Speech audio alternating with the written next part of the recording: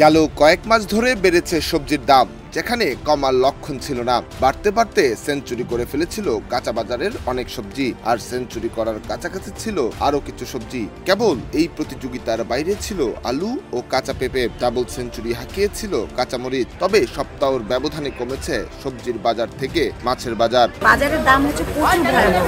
যে আলুটা আমরা আগে খেতাম 15 টাকা 16 টাকা, সেই আলু এখন 25 টাকা। আর কাঁচামরিচ আমরা নিচ্ছি 80 টাকা করে কেজি, এখন বর্তমান কেজি হচ্ছে 160 টাকা। বেগুন ছিল 40 টাকা 30 টাকা, এখন বেগুনের প্রাইস হচ্ছে 80 টাকা 60 টাকা। এভাবে করলে তো আমরা সাধারণ মানুষ বাঁচতে পারবো। এখন আমাদের দেশের পরিস্থিতি খারাপ দেখতেছি, নতুন সরকার গঠন করছে, তাকে একটু বাজার নিয়ন্ত্রণে আনতে হবে। এলএমই সার্টিফাইড বিশ্বসেরা কপারে তৈরি ওয়ালটন কেবলস, যা আপনার স্থাপনাকে রাখবে সব সময় নিরাপদ।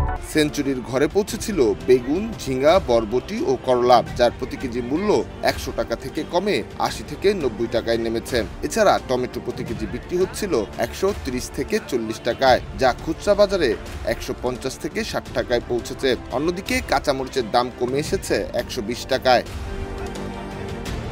শুক্রবার রাজধানীর বিভিন্ন বাজার ঘুরে সবজির দামের এমন চিত্র দেখা গেছে। বাড়তি দাম থেকেই সাময়িক দাম কমলেও দিন দিন সবজির দাম ক্রয় ক্ষমতার বাইরে চলে যাচ্ছে।